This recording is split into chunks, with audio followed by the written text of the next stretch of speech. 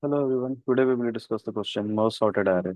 So let's read the question. You are given the two integer arrays nums1 and nums2 sorted in non-decreasing order and two integers m and n representing the number of elements in nums1 and nums2 respectively. We have to merge nums1 and nums2 into a single array sorted in non-decreasing order. The final sorted array should not be returned from the function, but instead stored inside the array nums1. To accommodate this, nums1 has a length of m plus n, where the first m element denotes the elements that should be merged and the last n element are set to 0 and should be ignored. Nums2 has a length of n.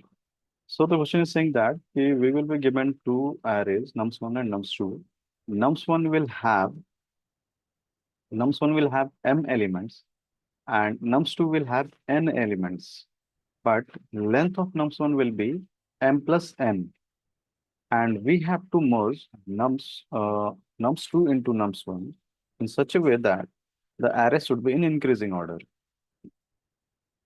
So let's see the example discuss.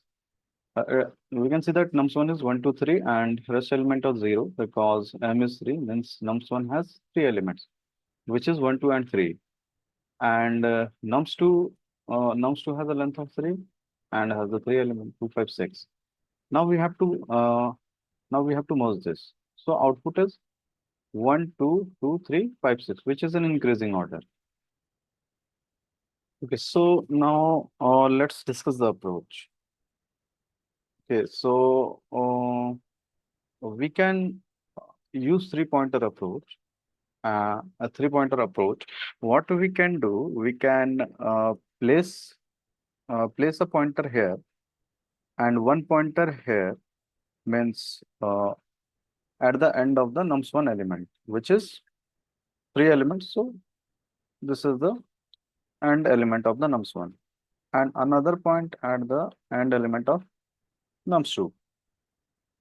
And what we will do, we will compare. Suppose let's name the pointer. Uh, this is A pointer, this is B pointer, and this is C pointer. Let me use pencil for better understanding. Yeah. So uh, yeah, this is A pointer, this is B pointer, and this is C pointer. Now what we will do, we will compare these two elements, whether whichever will be bigger, we will simply place at this B pointer, and we will decrease our pointer B, and whichever element we have used, in this case we have used nums2 element, so we will decrease the pointer of this. Again, in the next comparison, we will compare 3 with 5. Again, 5 is bigger, so we will take this 5. We will place this 5 at the B pointer and decrease our pointer. And our C pointer will also reduce. Again, in the next iteration, again, we will compare 3 with 2. This time, 3 is bigger. So we will place 3 at the B pointer and decrease our B pointer. Now our B pointer will be here and our A pointer will also reduce to here. Now this time we will compare 2 with 2. So we can see both are same. So we can pick any one. Suppose we pick C element, C pointer element. So we will place 2 here and we will reduce the C pointer. Now this some C pointer will be lesser than 0, since it is out of bound, and our A pointer is here. So we can see that nums2 elements are over. So do we need to place the elements from nums1 using the pointer V? No, because in the nums1, it is already at the correct position. So if all the elements of nums2 are end or exhausted, then we can stop the process. We don't need to do the process, because if we will continue the process, we will simply uh, we will simply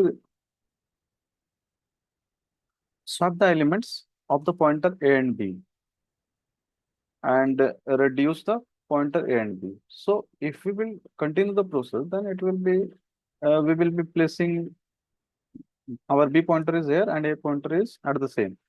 So we will be replacing means swapping, placing the element at the same position. So we can stop the process and we will get our output. So let's see the code explanation. Let me clear the screen.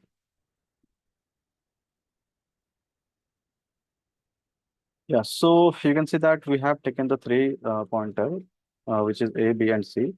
A is at the end of the nums1 element, and B is